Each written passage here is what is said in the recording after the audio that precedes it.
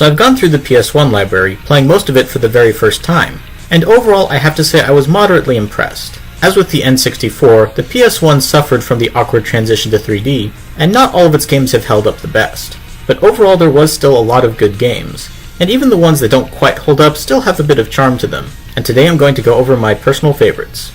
As always, this is all just my personal opinion, and you're more than welcome to disagree. Before we start the list, however, I'd like to go over the honorable mentions. First we have LSD Dream Emulator. It's nothing that great, but it was an interesting experiment, and worth a look if you like weird and unconventional games. Next is Jumping Flash, a basic first-person platformer.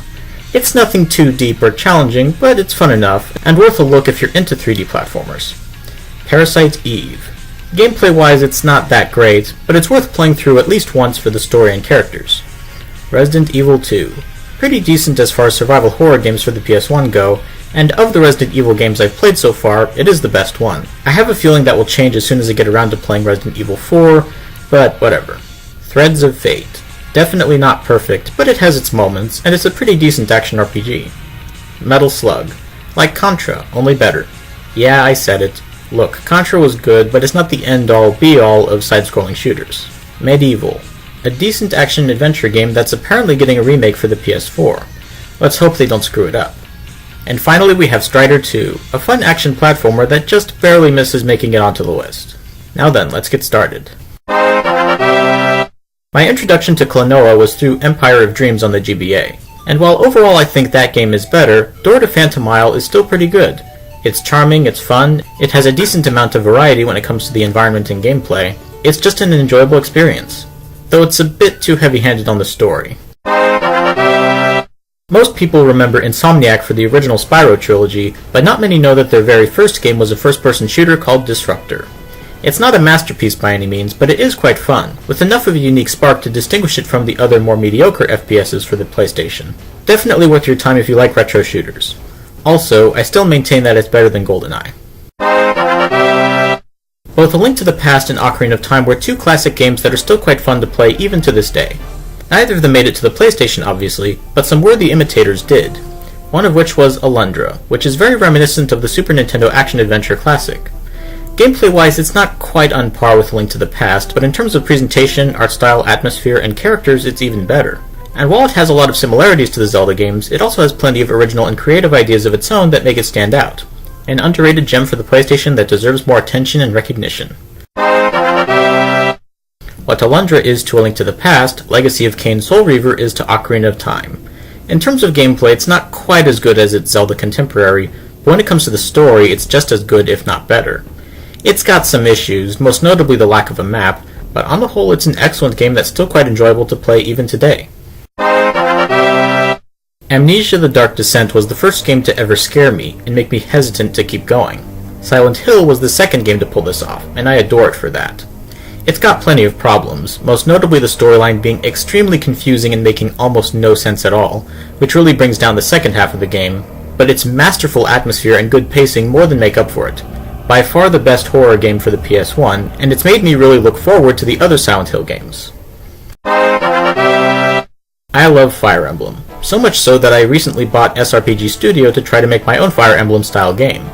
And I think I'll get there eventually, but I've got a ways to go. While there are other SRPGs out there, few of them hit the spot for me like Fire Emblem. Luckily, I found one of those few on the PS1, namely Vandal Hearts. A solid game through and through. It has a unique art style that works well for both the story and gameplay, and its cast of characters is small but memorable. It's a shame that this game has largely faded into obscurity because it definitely deserves more attention.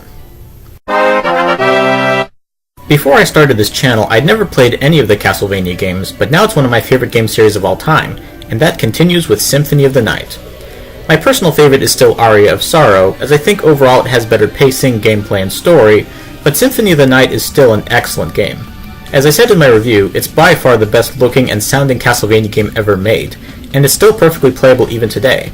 If you haven't played it yet, go fix that. Right now. Well, okay, maybe after you finish the video. Oddworld: Abe's Odyssey. This game has its fair share of problems, one of them being the rather arbitrary requirement for the good ending. In order to get the good ending, you have to rescue at least 50 Medukins. The first time I played through it, I got the bad ending, which was fair enough, as I'd been more focused on getting through alive and less concerned about the other Meducans. The second time I played through, though, I was literally one Meducan short. One! I tried to go back to an earlier area to rescue one more Meducan, but the game wouldn't let me. It wasn't until my third playthrough that I finally got the good ending. That was a bit annoying, but the fact that I enjoyed the game enough that I was willing to play through it 3 times really says something about the game's quality. The levels are finely crafted, the art style is unique, and despite being a little dated still looks good, and the overall tone of the game manages to find the right balance of being funny and grim at the same time. The sequel, Abe's Exodus, maintains what made the first game good while also adding its own unique elements, including a greatly appreciated quick save feature that would have made the first game a lot less frustrating. Despite this though, Exodus just doesn't have the same punch to it as Odyssey. Still, both games are excellent titles that deserve to be played. I'll freely admit that number 1 and number 2 are both greatly influenced by nostalgia. Having said that, I still think both games are really good. At number 2 we have Crash Bandicoot Warped. While the first game was okay and the second game was pretty good, it's this third installment that really gives the best Crash experience of all, especially since it's the only game of the 3 where trying to 100% it doesn't feel like pulling teeth. I've played through it many times and I'm sure I'll play through it many more. Those motorcycle races suck though. And at number 1 we have the only PS1 game I gave a 10 out of 10 to, Spyro Year of the Dragon. I love this game. I loved it as a kid and I still love it as an adult. By far my favorite 3D platformer of all time. This is rather timely too, as the Spyro Reignited trilogy just came out, and it looks amazing.